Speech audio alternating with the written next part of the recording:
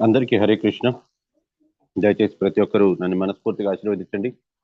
సరైన వాక్యాలు సరైన సమయానికి సరైన ఉద్దేశంతో వచ్చేలాగా ఈరోజు నా గురువు గారైన హిజ్ హోలీనెస్ జయపతాక్ మహారాజుల వారు మరియు నా పరమ గురువు అయిన అభయ చరణ భక్తి వేదాంత స్వామి శ్రీల ప్రభుపాదుల వారు నాకు ఎంత మేరాన్ని పలికిస్తారు, ఎంత మేరాన్ని పలుకుతాను. మీ అందరూ అర్పించిన నమస్కారాలని నా గురువు గారి యొక్క పాదాల దగ్గర నేర్పిస్తున్నా. ఓం అజ్ఞాన తిమిరాంధస్య జ్ఞానాంజన శలాకయ చక్షురున్మిలితం येन తస్మై శ్రీ గురవే నమః. శ్రీ చైతన్య మనోభీష్టం స్థాపితం येन భూతలే స్వయం రూప కదా మహం దదాతి స్వపదాంతికం. हे कृष्ण करुणा सिंधु दीन बंधु जगतपते गोपेश गोपिका कांत राधा कांत नमोस्तुते. तप्त कांचन गौरंगी राधे वृंदावनेश्वरी वृषभानुसुते देवी प्रणमामि हरिप्रिये. वाञ्छाकल्पतरुभ्यश्च कृपा सिन्धुभ्य एव च पतितानां पावनेभ्यो वैष्णवेभ्यो नमो नमः. नमः ओं विष्णुपादाय कृष्णप्रेष्ठाय भूतले श्रीमते जयपताक स्वामिनिति नाम्नि नमो आचार्यपादाय निताय कृपप्रदायिने गौरकथा दामदाय नगरग्रामतारिणे. नमः ओं विष्णुपादाय कृष्णप्रेष्ठाय भूतले श्रीमते भक्ति वेदांत स्वामिनिति नाम्नि नमस्ते सरस्वती देवे गौरवाणी प्रचारिणी निर्विशेष शून्यवादी पाश्चात्य देशतारिणी. श्री कृष्ण चैतन्य प्रभु नित्यानंद श्री अद्वैत गदाधर श्रीवासादि गौर भक्त वृंदा. हरे कृष्णा कृष्ण कृष्ण हरे हरे, हरे राम राम राम हरे हरे.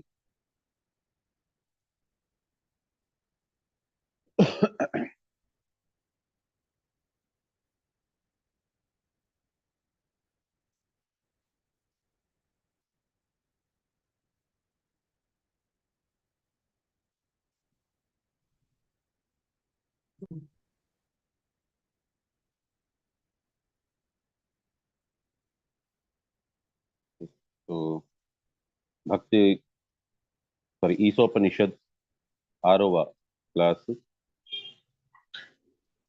సో ఇది ఈశోపనిషద్లోది ఆఖరి క్లాసు.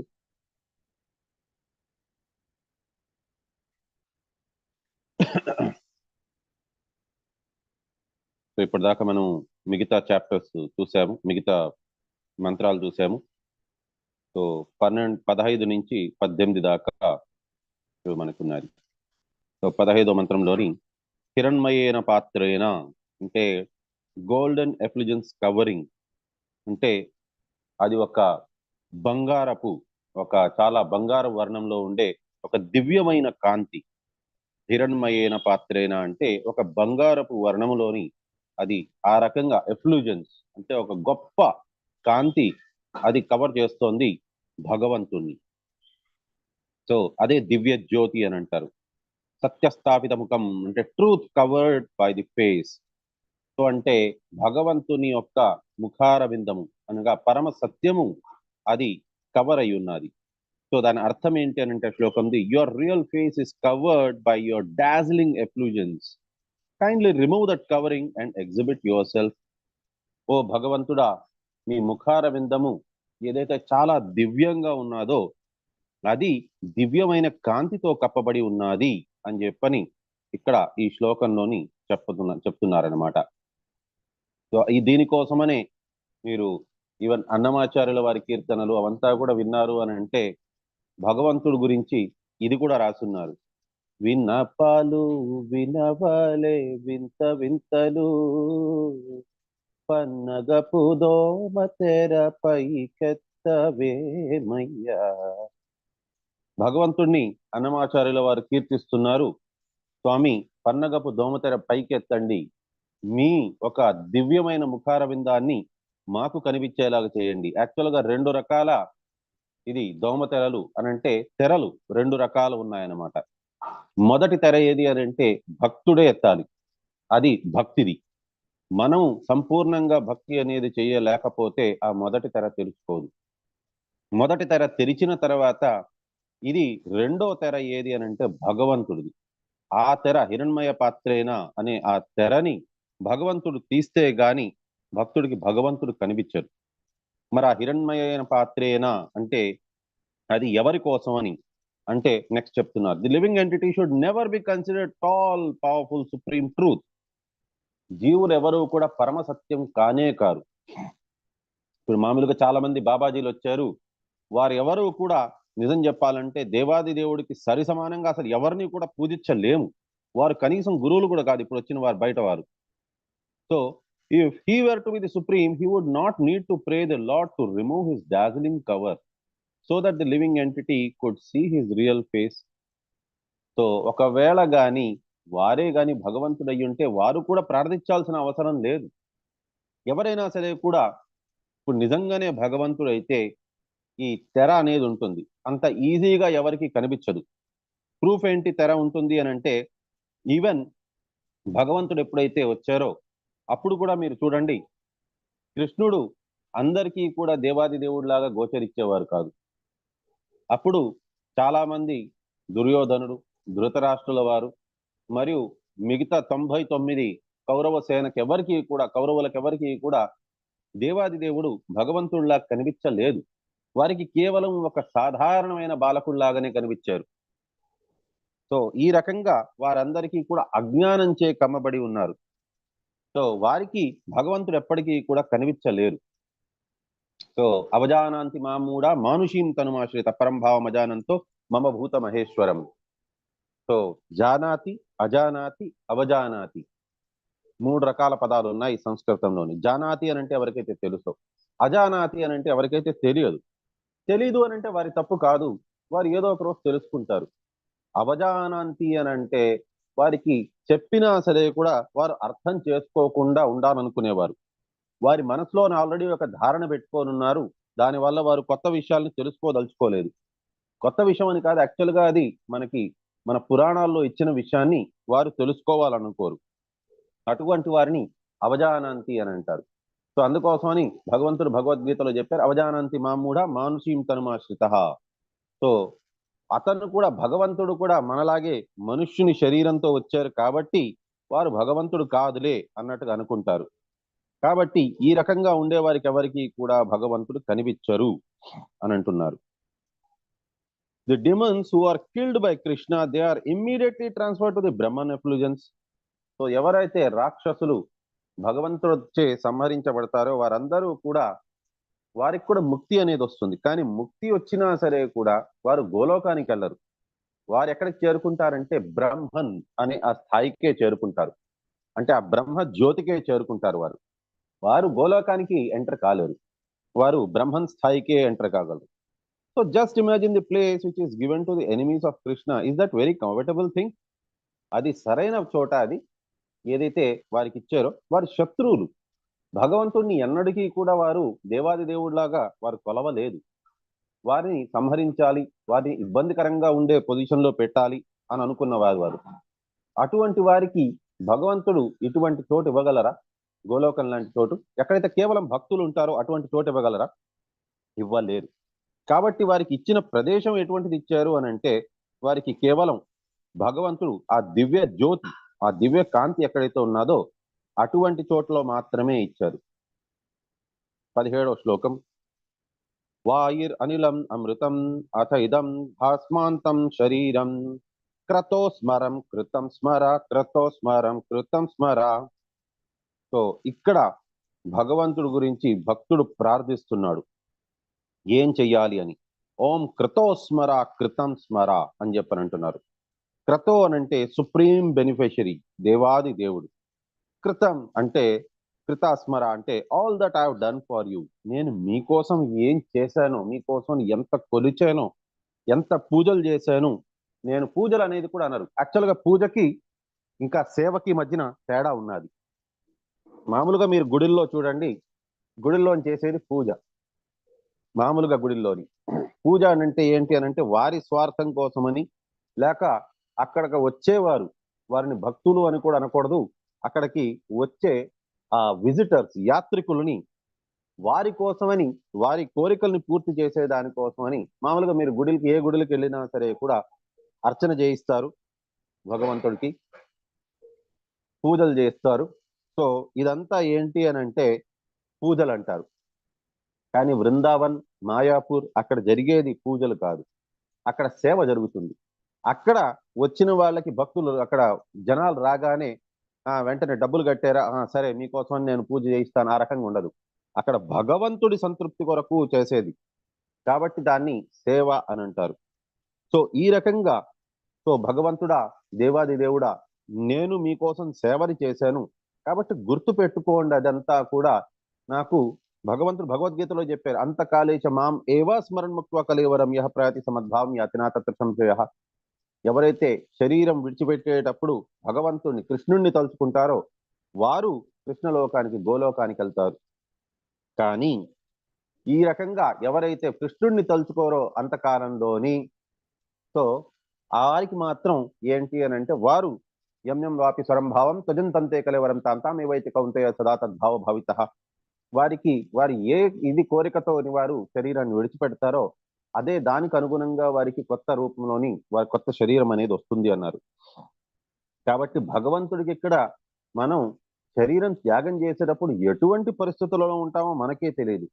కాబట్టి భక్తి ఎవరైతే చేశారో వారందరూ కూడా, ఎవరైతే సేవ చేసుకున్నారో భగవంతుడికి, వారు భగవంతుడికి ప్రార్థిస్తున్నారు, స్వామి దయచేసి నేను మీకు ప్రార్థనలు చేసినటివి, నేను మీకు సేవ చేసినట్టు గుర్తుపెట్టుకోండి. ఈ శరీరం కావాలంటే నష్టమైపోనండి, పంచభూతాల్లోనే కలిగిపోనేయండి, అంతమైపోనండి ఈ శరీరాన్ని, కానీ నేను మీకు చేసిన ఆ ప్రార్థనల్ని మాత్రం గుర్తు పెట్టుకోండి అని అంటున్నారు. కానీ ఇక్కడ ఇంకొక ట్విస్ట్ ఉంది. భక్తుడు భగవంతుడిని మర్చిపోవచ్చు అంతకాలంలోని, కానీ ఎవరైతే నిజంగా భక్తి మనస్ఫూర్తిగా చేశారో భగవంతుడికి, అటువంటి భక్తుడిని మాత్రం భగవంతుడు మర్చిపోలేరు. Even if at the time of death a devotee does not remember his service to the Lord does not forget him. So సేవ అనేది చేసుకున్నారు అని అంటే భక్తుడు, భగవంతుడు మాత్రం మర్చిపోలేరు. This prayer is given to remind the Lord of the devotee's sacrifice. ఇది కేవలం భగవంతుడికి ప్రార్థన, భక్తుడు చేసేది భగవంతుడికి, స్వామి నన్ను గుర్తు పెట్టుకోండి అని చెప్పని. ఎందుకనంటే గుర్తు పెట్టుకోకపోతే భగవంతుడు మళ్ళీ మళ్ళీ ఇంకొక పునర్జననం, పునరపి జననం పునరపి మరణం పునరపి జననీ జఠరే శయనం ఇహ సంసారే బహుదోస్తారే ఇహ సంసారే బహుదోస్తారే కృపయా పాదే పాహి మురారే. కాబట్టి ఆ మురారి యొక్క పద్మాలని మనం పట్టుకొని ఉండాలి. లేదనంటే మళ్ళీ పునరపి జననం పునరపి మరణం పునరపి జనని జఠరే శయనం, మళ్ళీ మళ్ళీ పుట్టుక చావు అనేది ఉంటూనే ఉంటుందన్నమాట. ఇహ సంసారే బహుదోస్తారే, ఈ భవసాగరం అనేది చాలా చాలా కఠినమైనటిది. ఇక్కడ దీంట్లోని మనం కేవలం ఇబ్బందులే పడుతూ ఉంటాము. మళ్ళీ ఇంకొకసారి తల్లి గర్భంలోని జననం తీసుకోవడం అనేది, ఒకసారి ఆలోచించండి. మనమంతా కూడా ఈ జీవిత కాలంలోని మనం భక్తి అంతా చేసాం, కానీ చిన్న చిన్న విషయాలు లైక్ మనం ఆనియన్ గార్లిక్ విడిచిపెట్టలేదు, అలాంటిది ఏదో ఒక చిన్నది విడిచిపెట్టేసాము, అది మనం సరిగ్గా చేయలేకపోయాం. శ్రీల ప్రభుపాదుల వారు మనకు చెప్పారు, 16 మాలలు చాంటింగ్ చేయండి అండ్ 4 రెగ్యులేటివ్ ప్రిన్సిపల్స్ పాటించండి. నేను మీకు ఒకవేళ దేవాది దేవుడు మీకు ఫ్రంట్ డోర్ మూసేసినా సరే కూడా నా ధోతి పట్టుకొని ఉండండి, నేను బ్యాక్ డోర్ నుంచైనా మేము మీకు ఎంట్రీ ఇప్పిస్తాను గోలోక బృందావనంకి, ఈ జన్మలోనే ఇప్పిస్తానంటున్నారు. మీరు ఎంత క్వాలిఫైడ్ ఏంటో నాకు అది తెలియదు, కానీ నేను మీకు ఇప్పిస్తాను అని. సో శ్రీల ప్రభుపాదుల వారిని ఒకవేళ పట్టుకోలేకపోయినా కనీసం ఇనిషియేషన్ తీసుకొని, ఎవరైనా గురు మహారాజుని తీసుకున్నారు, ఒక గురు మహారాజ్కి ద్వారా మనం ఇనిషియేషన్ తీసుకున్నాం. సో ఒకవేళ ఇనిషియేషన్ లేకపోయిందా వారు ఇవన్నీ కూడా మానలేకపోయినా, ఏదో ఒక సమయానికి మన చావు అనేది మనకి రానే వస్తుంది. ఈ రోజు కాకపోతే రేపు వస్తుంది, రేపు కాకపోతే ఎల్లుండి వస్తుంది. మనం మాత్రం శేష స్థావరం ఇచ్చంతి కిం ఆశ్చర్యమతః పరం, మనం అనుకుంటాము ఈ రోజు మాత్రం నేను చావను అని అనుకుంటాం. కానీ అలా అనుకున్నంతసేపు పట్టదు, ఏదో ఒక రోజు చావు రానే వస్తుంది.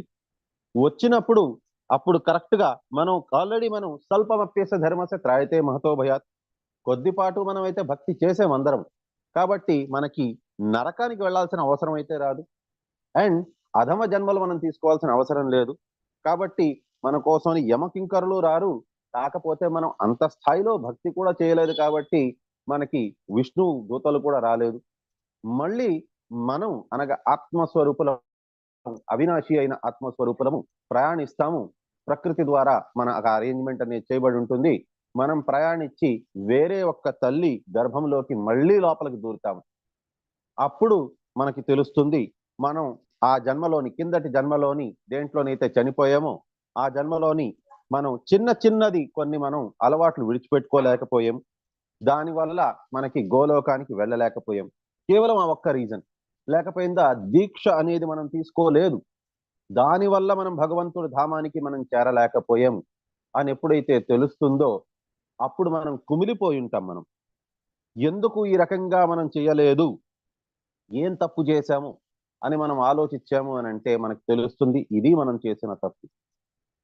సో ఇప్పటికే మనకి ఆపర్చునిటీ ఇస్తున్నారు ఇస్కాన్ మంగళూరు వారు, దీక్ష తీసుకోండి, తీసుకోవాలి అని అంటే ఇవి పాటించాల్సిందే. అది కేవలం ఇదొక్కటి చెయ్యని దాని వల్ల మళ్ళీ ఇంకొక తల్లి గర్భంలోని మనం ప్రవేశిస్తున్నాము అని అంటే దానికి మించిన దౌర్భాగ్యం ఇంకోటి లేదు. కాబట్టి దయచేసి ఇది అర్థం చేసుకొని దాన్ని బట్టి ప్రతి ఒక్కరూ దీక్ష తీసుకోవాల్సిందిగా ప్రార్థన.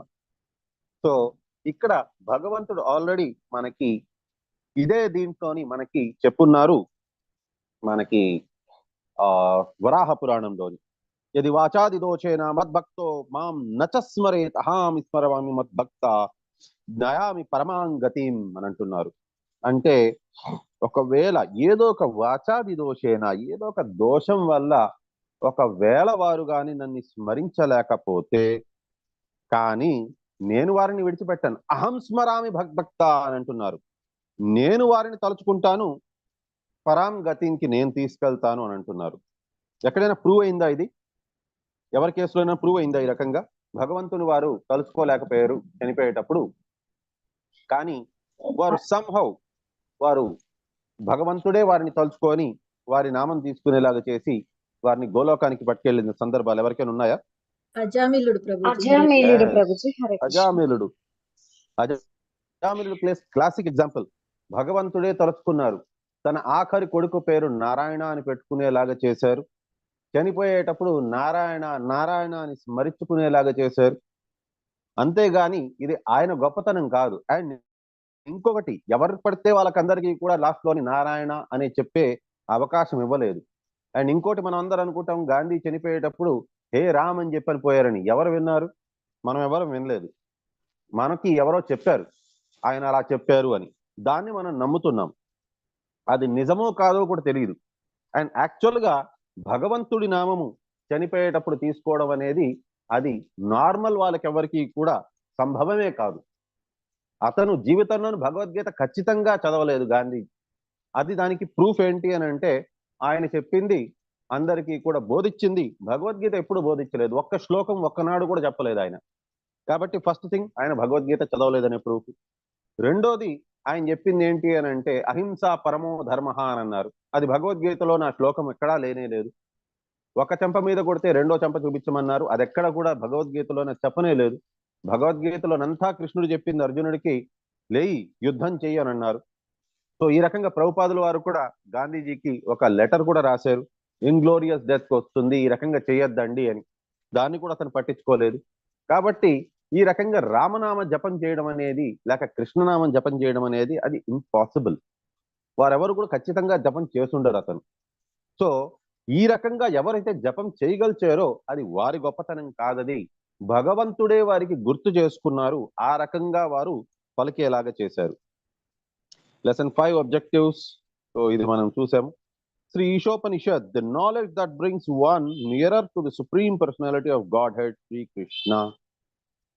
మనకి ఉపనిషద్ అంటే మనకి భగవంతుడికి దగ్గరికి తీసుకొని వచ్చేది.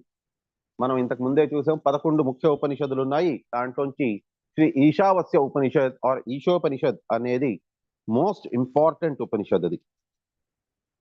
So concluding quote, the entire process is hinted in this mantra. The Shrimad Bhagavatam further explains it. So 18వ మంత్రము ఏదైతే ఉన్నదో అది మనకి భాగవతంలోని మనకి ఇంపార్టెంట్ శ్లోకం ఒకటి మొదటి స్కందంలో ఉన్నది. శృణ్వతాం స్వకథా కృష్ణ పుణ్య శ్రవణ కీర్తన ప్రజాంతస్థో హి అభద్రాణి విఘ్నోతి సుహృత్ సతాం. సో ఈ రకంగా మనకి చెప్పున్నారు. సో భగవంతుని గురించి మనం వింటూ ఉండడం, శ్రవణం. సో మనకి నవవిధ భక్తుల్లోని కూడా ఫస్ట్ వచ్చేది శ్రవణమే. సో ఫస్ట్ ఆఫ్ ఆల్ భగవంతుడు ఎవరి హృదయంలోకి రారు, ఎందుకంటే త్రిభంగ్యాకారం. కానీ ఎవరి హృదయంలోనైనా ఒకసారి వచ్చారు అని అంటే మాత్రం వారిని బయటికి తరిమేయడం అనేది, లేక వారంతటి వారే బయటికి వెళ్ళడం అనేది అది ఇంపాసిబుల్. సో భక్తుడు ఒక్కసారి కానీ భగవంతుడిని హృదయం లోపల పెట్టుకోగలిచేదే కష్టం. కానీ ఒకసారి భగవంతుడు హృదయం లోపలికి వచ్చేసారంటే భగవంతుడే ఆ అభద్రమంతా కూడా నష్టప్రాయేషు అభద్రేషు నిత్యం భాగవత సేవయ. సో ఆ నష్టం చేసేస్తారు భగవంతుడు. అభద్రేషు, అభద్రం ఏదైతే ఉంటుందో దాన్నంతా కూడా నాశనం చేసేస్తారు భగవంతుడు. సో అది ఎలాగా అనంటే, ఒక తల్లి దగ్గర ఒక చిన్న పిల్లాడు మామూలుగా మలమూత్రాలతో కవర్ అయిపోయి ఉంటారు. అదే చిన్న పిల్లోడు అనుకున్నారంటే నన్ను నేను పూర్తిగా శుభ్రపరుచుకున్నాకనే నేను తల్లి దగ్గరికి వెళ్తాను అని అనుకుంటే కాని పని అది. కానీ అదే తల్లి చూశారు అని అంటే, తల్లి దృష్టి పడ్డాది అని అంటే ఆ పిల్లోడి మీద లేక పాప మీద, అయ్యో నా బంగారు తండ్రి లేక నా బంగారు తల్లి ఈ రకంగా మలమూత్రాల్లోనున్నారే అనుకొని వారే తల్లే తీసుకెళ్లి నీట్గా పరిశుభ్రంగా వారికి స్నానం అంతా చేయించి బాగా వారికి రెడీ చేయించుకొని తీసుకొని వస్తారు. ఒళ్ళోని కూర్చోబెట్టి వారిని ఆడిపిస్తారు. అదే రకంగా మనమంతటికి మనం ఇవేమీ చేయలేము, భగవంతుడే మనకి ఇంత చేయగలచాలి. కాబట్టి ఫస్ట్ థింగ్ మనం చేయగలిచేది శ్రవణం. Hearing and chanting the glories of the Lord itself is an act of piety. But by hearing and chanting the glories of the Lord, one becomes cleansed of all undesirable things, and then one's devotion becomes fixed upon the Lord. So ఈ రకంగా శ్రవణం అనేది proper గా చేశారు అని అంటే వారి హృదయంలోని భగవంతుడు ఖచ్చితంగా ఉంటారు. At this stage the devotee acquires the Brahminical qualifications and the effects of the lower modes of nature, passion and ignorance completely vanish. Nashta prayeshu abhadreshu. అభద్రేషు అని అంటే ఏంటి అని అంటే ఇక్కడ రాజసిక గుణం, తామసిక గుణం. సో ఎవరికైతే రాజసిక గుణం, తామసిక గుణం వారిలోంచి పోవటం లేదో దాని అర్థం ఏంటి అని అంటే వారు శ్రవణం సరిగ్గా చేయటం లేదు అని. సో శ్రవణం చేశారు అని అంటే వారి హృదయంలో భగవంతుడు వచ్చి వారి రాజసిక గుణం, తామసిక గుణాన్ని నష్టం చేస్తారు. The devotee becomes fully enlightened by virtue of his devotional service, and thus he comes to know the path of the Lord and the way to attain him. As all doubts diminish, he becomes a pure devotee. So ఈ రకంగా సర్వ జ్ఞానము అతనికి వచ్చి భక్తి అనేది ఏ రకంగా చేసుకోవాలనేది వారికే తెలుస్తుంది. ఎందుకు అనంటే భగవంతుడు ప్రతి ఒక్కరి హృదయంలోని వారికి వారికి చైత్య గురు రూపంలోని వారి హృదయంలోనుంటారు. చైత్య గురువు రూపంలోని వారికి మార్గదర్శనం, దిశా నిర్దేశం అనేది ఇస్తారు. ఈ రకంగా వారు భగవంతుణ్ణి ఎలా పొందాలో వారికి తెలుస్తుంది. అన్ని వారిలో నుండే ఇది అభద్రం అంతా కూడా నష్టమైపోతుంది. ఈ రకంగా వారు ఒక ప్యూర్ భక్తుల్లాగా తయారవుతారు. సో ఇక్కడతోని మనకి ఇది ఈశోపనిషద్ లాస్ట్ క్లాస్ కూడా పూర్తయింది. సో ఎవరికైనా ఏదైనా డౌట్స్ ఉన్నాయంటే మీరు అడగచ్చు. లాస్ట్ క్లాస్ చిన్నది. సో మీరు దయచేసి మీరందరూ మీ అటెండెన్స్ అనేది వేసుకోండి. నేను ప్రభుజీకి పోస్ట్ రైట్స్ ఇస్తున్నాను.